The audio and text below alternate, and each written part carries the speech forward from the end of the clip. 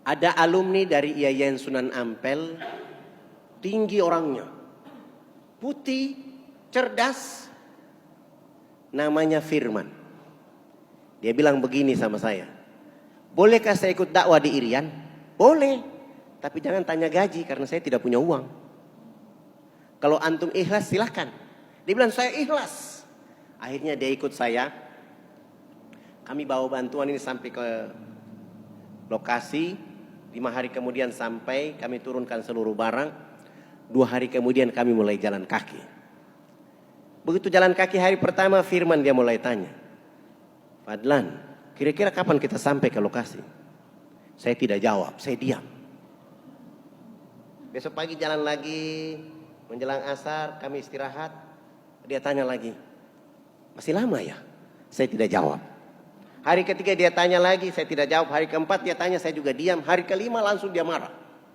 Oh, kalau saya tahu dakwah begini saya tidak ikut antum ke Irian. Tolong pulangkan saya mau kembali ke Jawa Timur.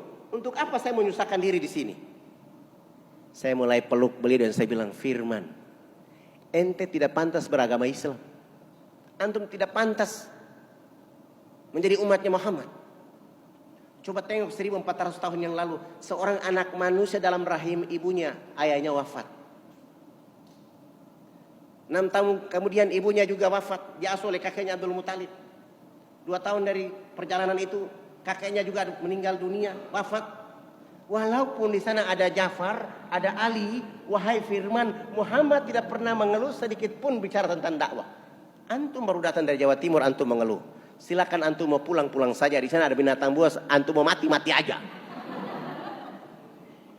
Saya bicara begitu, akhirnya dia ketakutan dan dia bilang, kalau begitu kita jalan lagi. Kami jalan sampai ke lokasi 12 hari. Berdakwah selama 3 bulan tidak ada orang masuk Islam dan saya mulai bilang, ini Ustaz tidak ada orang masuk Islam karena niat nawaitku antum yang salah. Supaya menghidupkan niat antum, niat dakwah ini, ada metode dakwah berikutnya. Apa itu Ustaz? Bagaimana kalau saya nikahkan antum dengan anak kepala suku yang namanya Yakomino? Hah? Hei Firman, saya tidak bicara dakwah, saya tidak bicara ganteng, saya tidak bicara cantik, saya bicara dakwah. Jangankan antum, saya yang orang Irian ini juga tidak mau menikah dengan wanita di sini. Tapi untuk kondisi dakwah yang hari ini, yang paling cocok, yang paling tepat adalah antum. Apa kata dia? Ustaz, kalau begitu kasih saya waktu istihara dulu. Iya. Begini pakai istihara. Lalu dia istihara. Istihara 7 malam berturut-turut. Pagi-pagi saya lagi sholat duha, dia menghadap saya dan saya lihat wajahnya antara sedih dan gembira. Bagaimana lagi Ustaz wajah antum seperti masih pagi? Sudah sedih-sedih begini. Ya Ustaz, saya sudah istihara berturut-turut 7 malam ini. Jawabannya cahaya putih. Langsung saya bilang, Alhamdulillahirabbil alamin. Berarti antum wajib menikah anak kepala suku.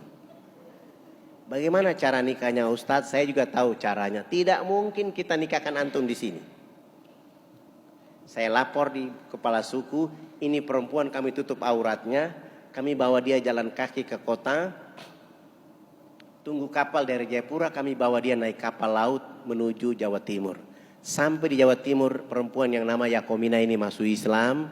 Kami ganti nama dia dengan Khadijah. Dia tinggal selama 3 tahun 6 bulan di Mojokerto. Ngaji masuk salon. Ngaji masuk salon. Ngaji masuk salon. Menghabiskan biaya salon 23.775.000. Rambut ribo itu kami rebonding kasih lurus. Yang tadi ada lemak-lemak itu kami lulur menjadi hitam manis. Begitu dia pakai gamis, jilbab bergo, baru Firman bicara. Ustaz, kenapa? Itu orang Irian dipoles kayak orang Yaman ya. Dulu ente tidak mau, sekarang baru memuji. Kira-kira kapan akad nikah? Alhamdulillah 5 hari kemudian Ustadz Firman menikah dengan Khadijah. 3 tahun 6 bulan dia ada di Mojokerto itu bisa hafal juz 28, 29, 30 dan 112 hadis dan dia sudah bisa ceramah. Saya bilang ini modal ini. Akad nikah selesai saya bilang haram hukumnya 2 pasangan ini tinggal di sini. Karena ulama ustadz di sini banyak. Tugas saya bawa laki-laki ini dan perempuan bawa pulang. Dibawa sampai ke sana, saya mulai berpikir, kalau kita jalan kaki 12 hari, keringat ini membuat perempuan kembali ke habitatnya.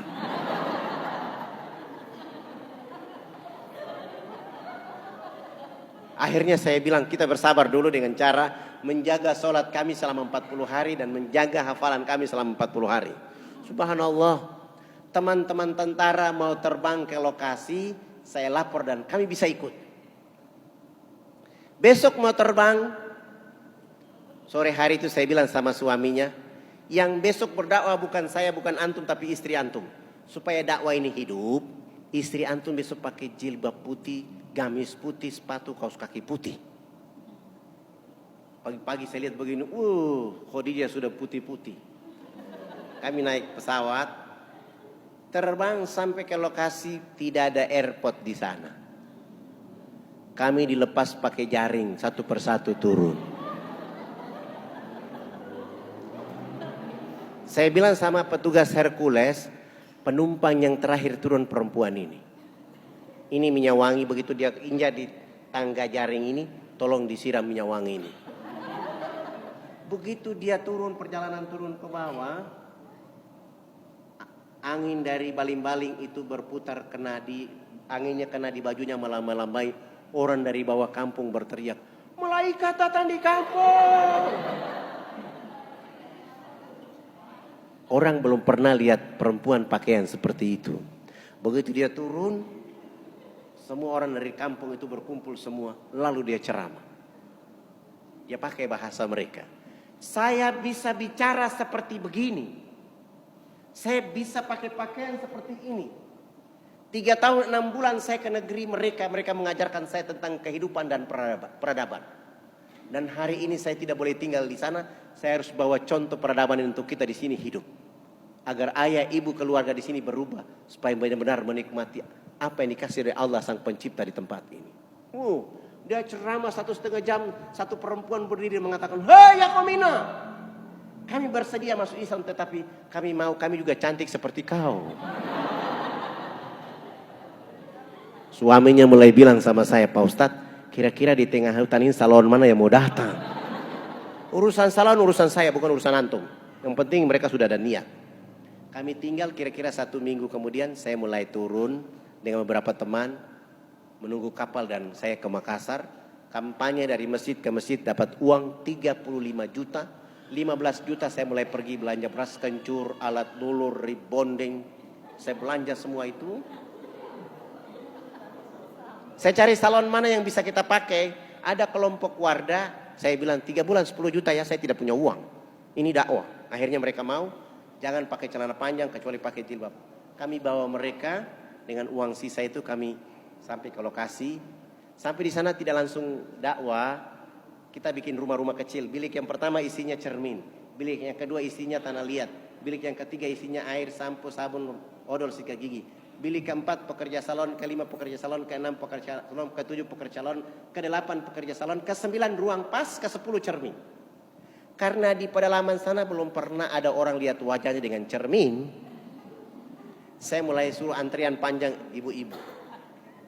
Begitu ibu yang pertama, dia buka horden bilik yang pertama, dia lihat wajahnya di cermin, ketakutan dan lari keluar. Dia mulai berteriak, "Ada setan!" Hah? Kok pagi-pagi sudah ada setan? "Ibu sini dulu.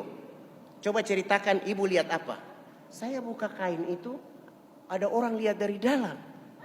Itu wajah ibu. Tidak, dia lihat saya. Kalau ibu tidak percaya, sekalian saya buka kain ini, angkat tangan. Itu tangan siapa? Tangan saya. Itu ibu. Oh iya, kita belum pernah lihat wajah seperti begitu. Dipindah ke bilik kedua, tahara dengan tanah liat sebanyak 6 kali. Lalu menggunakan sabun, sampo, air. Begitu di bilik ke-9 mereka pakai baju gamis.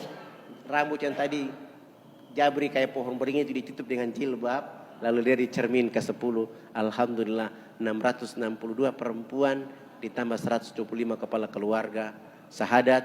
Hari ini semen 1 sak di kampung mereka 1.800.000. Masjid sudah terbangun 23 buah di sana.